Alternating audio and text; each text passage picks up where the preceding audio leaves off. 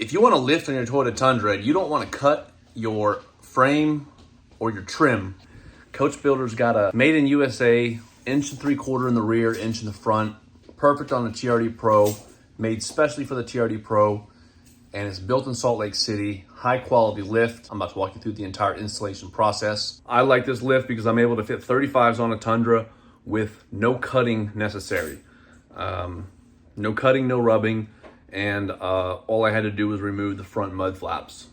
About it, but that's because of the tire that I put on, had a little bit of extra grip that was snagging those mud flaps, which taking those off was easy. So without further ado, here's the process. Enjoy, drop any questions you have in comments below. Like and subscribe if you enjoyed the video, and I've got the link to the Coachbuilder product in the description.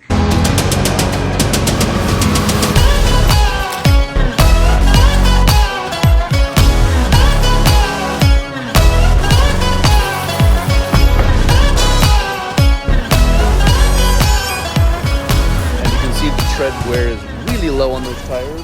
Going into winter with bald tires is not a good idea, so getting tires, and at the same time figured why not? Let's just go ahead and get a couple inches of lift on the truck.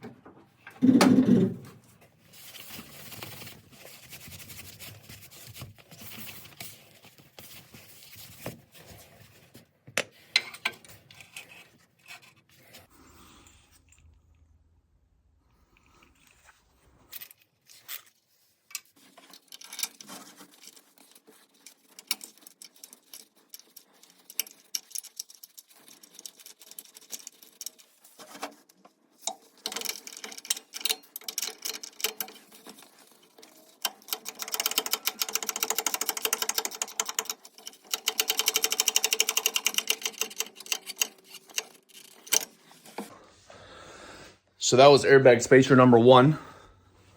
Whole idea is to raise this up so that it works with the lift.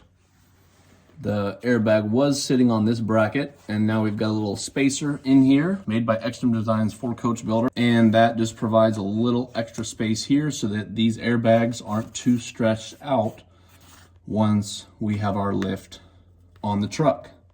So that was a neat little spacer that they built specifically for the Firestone airbags, and they're fit on the Tundra TRD Pro.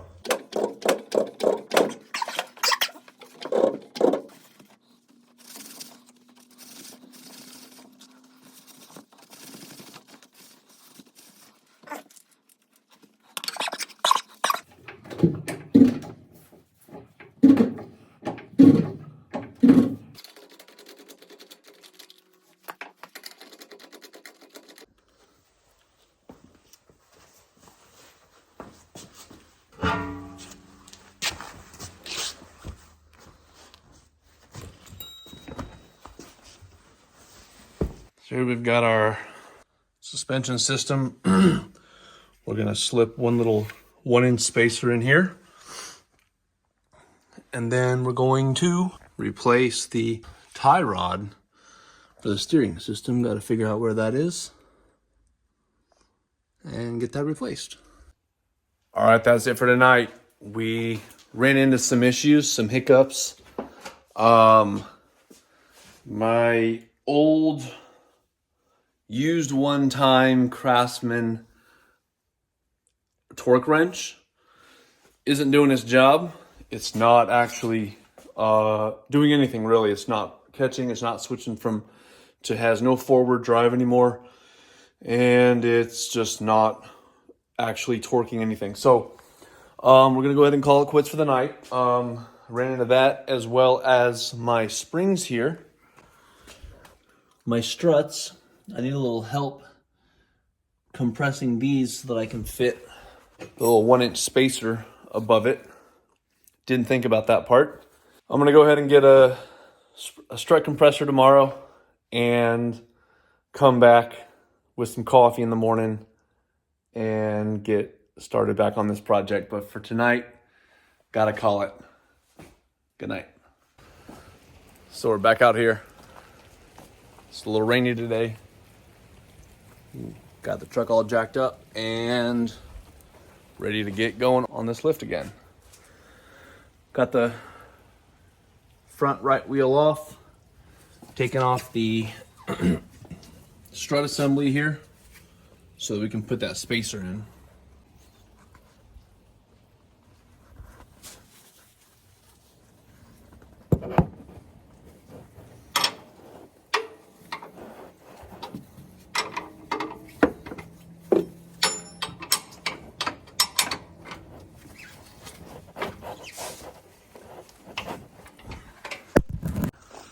Okay, next day we're back at the project. It's a pretty frustrating project so far because there's a lot of limited information out there. So in the past, I've been used to using Haynes manuals to have the best, most direct route to get to certain parts, get certain parts off.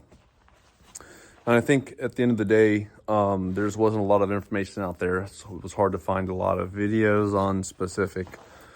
You know, for instance, the TRD Pro has the gas shocks. Most just have traditional shock strut assembly up front without the gas. So just extra things, just things are slightly different enough to where I wanted to make sure that I was doing everything by the book from the start. And so I spent some time yesterday, I just kind of had to hit pause and go inside, drink a little wine, go through the internet and find the information that I needed to get the most effective job, the quickest route to getting this project completed.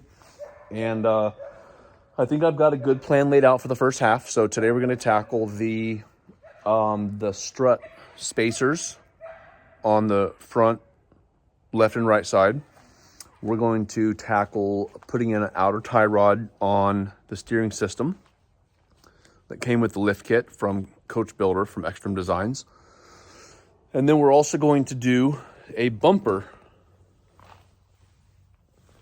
some bumper spacers as well. So basically the front bumper, we want to have this bumper right here where you see so the front bumper right here where you see it sits right here just in line with the curvature of the wheel well, and we want to take that bumper and move it forward a half an inch to make room for those wheels, those 35-inch wheels down here, to be able to turn and not hit this bottom part of the wheel well. So all this is to create extra enough space for those 35-inch wheels to fit with the lift, give the truck a lift, make room for those wheels so we can get those tires put on this truck and see how it looks. So I'll keep the camera on me throughout the project, and we'll see how it turns out. Hoping for a lot more progress today than yesterday and the day before.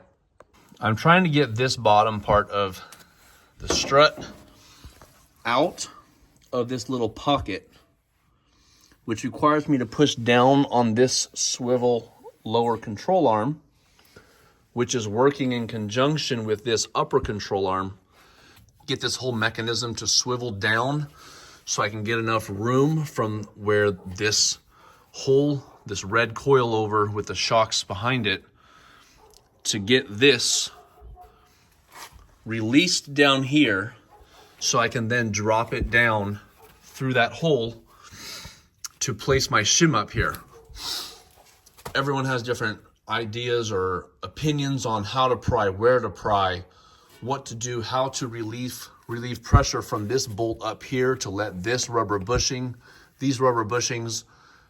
What I'm finding is that I'm looking where I'm binding up, and where I'm binding up is I'm actually hitting my coil over with this upper control arm right here to where I can't push it any further down because the control arm is hitting the coil, and the coil is getting pushed back towards the truck, prevents it from moving outward to get out of that pocket.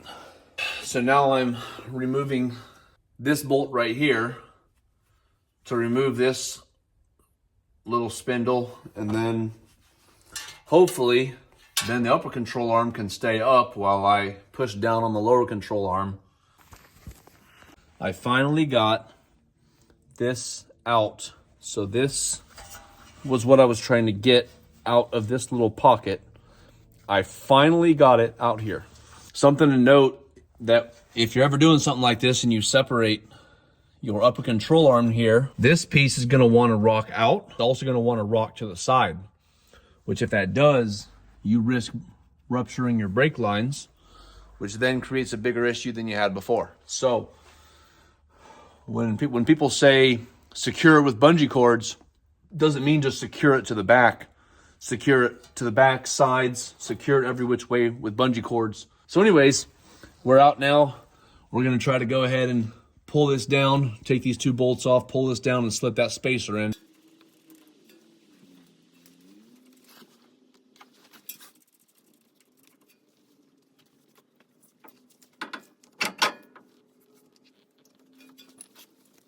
This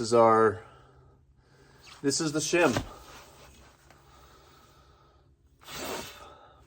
All of this work for one shim, for one spacer. Now we're gonna work on getting this back into the pocket. If I put pressure with my body on this spindle right here towards the truck, you see how it creates slack in these brake lines? And that's allowing me to push down on this without stressing that brake line. I can put downward pressure and rotate it a little bit in towards the truck, towards the frame, to create enough slack in this brake line so that I don't end up rupturing it, which is kind of important. I'd prefer to not have a ruptured brake line as part of the daily shindigs. So here we go, figuring this out as I go, because there's just not a lot of information out there, which is why I'm putting this all in a video for you. Having this gas tube on these forks, I mean, it's nice and all. However, gives you a little bit more of a difficult time maneuvering up here because I'm trying to finagle this tube. I'm trying to finagle this back into the pocket, and I'm constricted by this tube right here.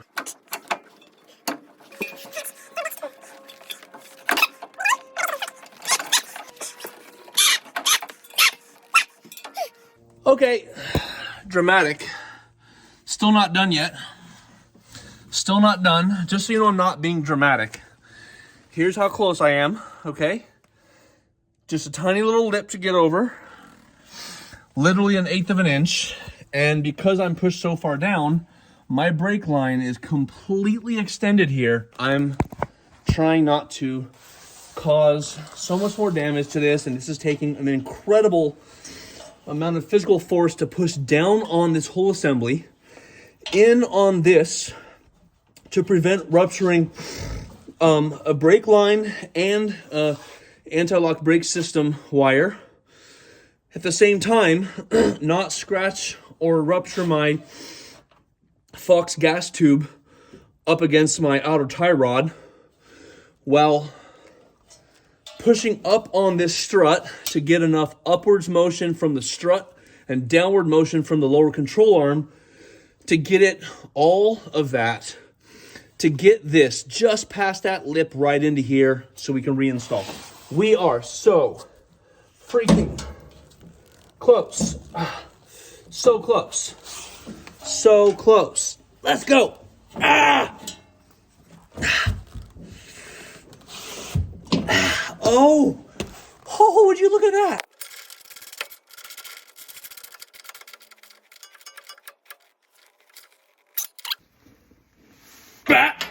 Sound pretty good.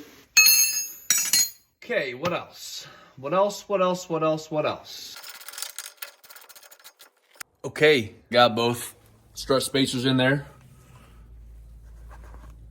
Second spacer here. Second spacer there. Everything's tightened back up again. We got them all. This was a little bit easier to get in. Still was a struggle. This was a doozy, but we were done with it. With the first part one of whatever, 1 of 6-ish. So we're done with that. Now we're gonna tackle the outer tie rod, which is the last thing I need to do before putting the wheels back on and getting this sitting back on rubber.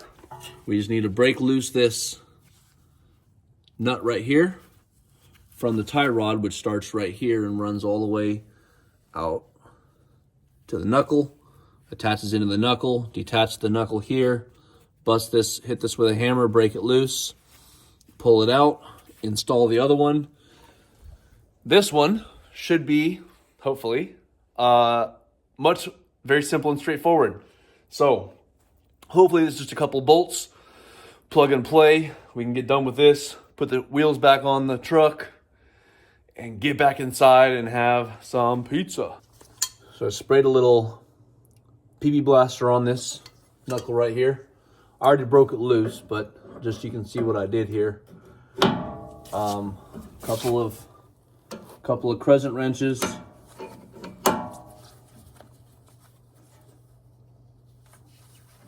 Just broke that loose. And need a wire brush to clean that up with. So this cotter pin here that I'm removing and the castle nut that it's attached to apparently are not going to be used in the new assembly.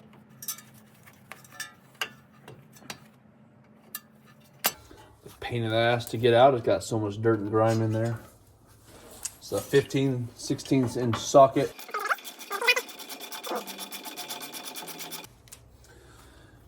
Bite of the castle nut. Now let's see if we can break this guy loose.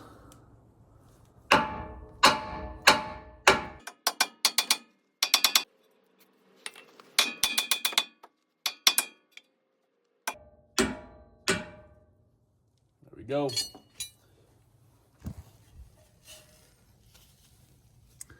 This is swinging free out of the knuckle. This video I'm making, this is for a 2020 Toyota Tundra with a Coachbuilder by Extreme Designs TRD Pro kit. So it's very specific, but even if you don't have this particular truck, there's gonna be a little bit of crossover, obviously. Tundras are all the same. Even if you're putting on a different lift by a different manufacturer, you're still able to kind of at least follow some of the strut removal and some of the generic things that I'm doing. But there's our old piece right here. Grab the new one. So these they fit each side. So they come pre-filled with anti-seize. It's got red Loctite on it. Just gonna go ahead and remove this little blue sleeve right here. They have that on there to keep your threads from threading down over your Loctite. First things first, you need to take a wire brush and clean up these threads. They look pretty clean, they look pretty good.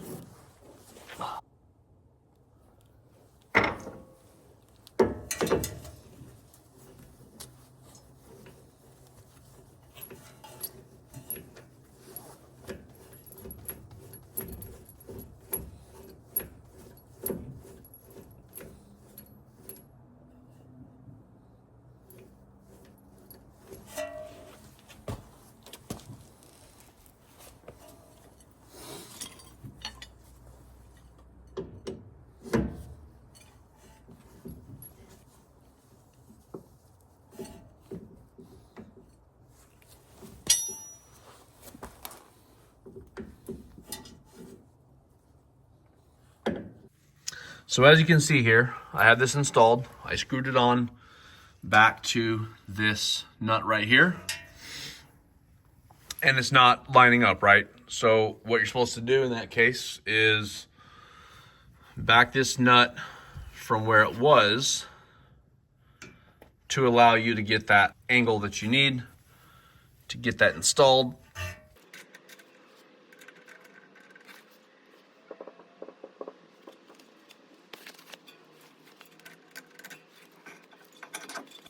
This is a beveled bushing right here that fits up inside this knuckle.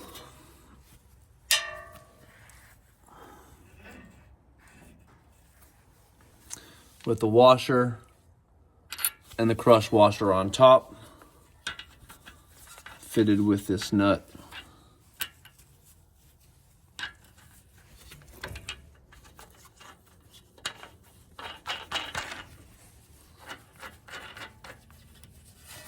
We'll tighten that down.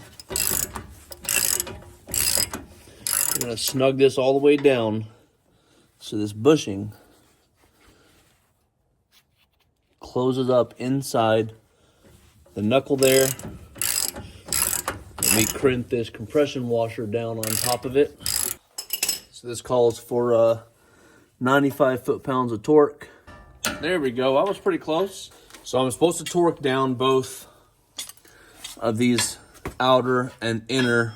Last I checked in, we had just finished the front spacers, the strut spacers, and the steering link. So this morning I came out here and I put in the two front bumper shims.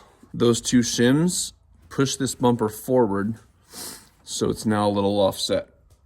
That's gonna make just enough room for those 35-inch tires to ride in here and be able to steer without rubbing anything. Now, we're on to the fun part, the rear. So we removed our wheels, of course. Here's that spacer we put under the Firestone airbag. Remove the wheels, remove the lower bolt for the shocks, let that hang loose. Have jack stands plus the jack under the pumpkin. And we are replacing this shackle right here. So this piece was up there. So this was the shackle back here. I pulled this outside piece off. We're about to remove the bolts and the other side of the shackle. Replace that with the longer shackle. And then we're gonna put a couple parts right here on the near the drive shaft to help with the angle on that. Cool, got the shackles completely out.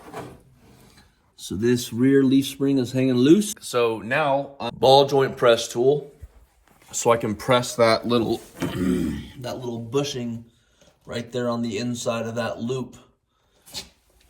So I can press that out. That's gonna be a doozy. I've already tried with C-clamp, all kind of methods. Screwdriver and a hammer, everything, can't get it to budge. So it's called the carrier bearing drop kit. Carrier bearing drop kit. Between the frame support and the top side of the carrier bearing, located at the center of the rear driveline. Let's go check that out. This is what we're looking at right here. This little bracket right here. Little U-shaped bracket. Got to undo these bolts and put a little spacer on each side. Let's see how that goes.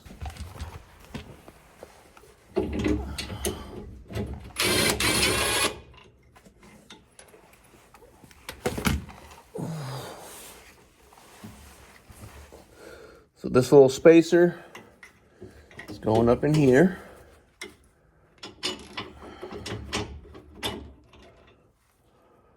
I'm gonna throw a little anti-seize on this guy.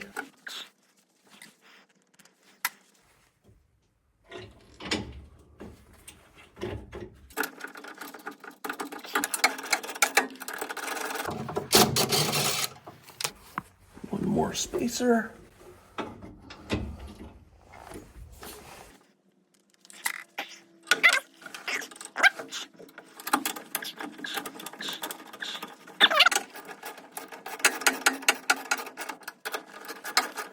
All right, so I finished the lift on the Tundra quite a while ago. This is very late posting this video.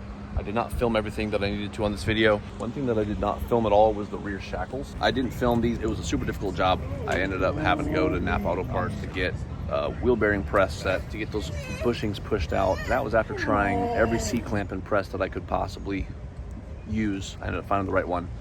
That was a super frustrating part of the job. I ended up not filming that. Sorry about that. But the overall job was probably about 10 hours of work total, spread out over a few days. Did that in the winter though in Alaska, so it was freezing and took a lot longer than I thought. So anyways, I'll be filming a lot more videos in the future on this truck. I'm gonna do a soft topper video. I'm gonna do a specific video on the Baja Boss tires and where I've used those, how they performed on snow, ice, mud, beach, all sorts of environments. And then I will be building out the ultimate overlander rig out of this truck and filming it as I do. So thanks for joining me on this video. Stay tuned for future videos and I will catch you on the next one. Thanks.